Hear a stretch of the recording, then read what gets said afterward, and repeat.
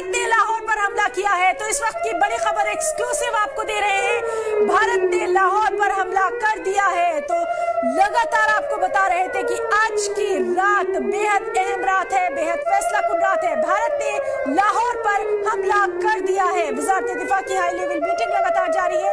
उस सब के बीच में अहम खबर कि भारत ने लाहौर पर हमला कर दिया है। लगातार आपके साथ हम मौजूद हैं, तमाम तरह अपडेट आपको देते हुए। रवि हमारे साथ लगातार मौजूद है। रवि, इस वक्त का अपडेट चाहेंगे और आपकी खैरियत भी नाज़रीन तक पहुंचाना चाहेंगे।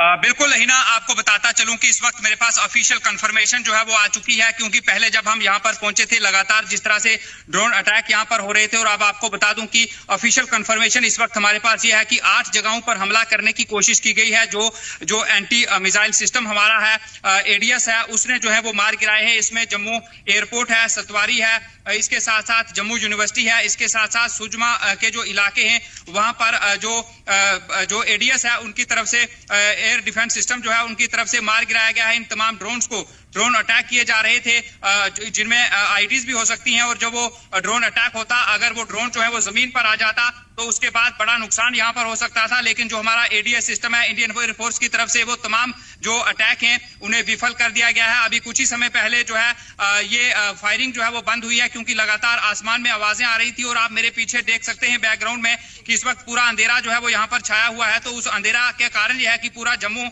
इस वक्त ब्लैक आउट है। मैं इस वक्त जम्मू एयरपोर्ट के ठीक बाहर हूं, जहां पर कुछ ही समय पहले ड्रोन अटैक करने की कोशिश की गई, लेकिन उस कोशिश को पूरी तरह से नाकाम किया गया है। और कई जगहों पर फायरिंग की खबरें हैं, जिस तरह से कुपवाड़ा में इस वक्त फायरिंग चल रही है, अखनूर सेक्टर और पुंछ में इस वक्त पाकिस्तान की तरफ से एलओसी पर सीजफायर वायलेशन कर फायरिंग जो है वो लगातार की जा रही है। और कई तरह के ड्रोन अटैक हैं। देखिए, सबसे बड़ी कामयाबी और क्रेडिट जो है वो हम एयरफोर्स को देंगे, जो एयर डिफेंस सिस्टम है उसको देंगे, एंटी मिसाइल सिस्टम को देंगे।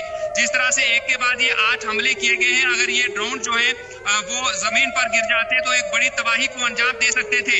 जिस तरह से मैंने आपको दर्शकों को सबसे पहले तस्वीरें यहाँ की दिखाई थी, उन तस्वीरों को देखकर जो है वो पैनिक लोग जरूर हुए होंगे, लेकिन अब खबर यह है कि आप तमाम लोगों को पैनिक होने की कोई जरूरत नहीं है। रवि, और यही तस्वीरें लगातार बता रही हैं कि किस तरह से हमारे तमाम तर साथी फील्ड से भी तमाम तर खबरें हमारे नाज़रीन तक पहुंचा रहे हैं। रवि, आपसे जानना चाहेंगे, एयरपोर्ट पर जैसे ही हमले की खबर आई थी जम्मू में कहीं ना कहीं तशवीश का माहौल देखा गया था, अब वहां पर क्या कुछ सूरत हाल है?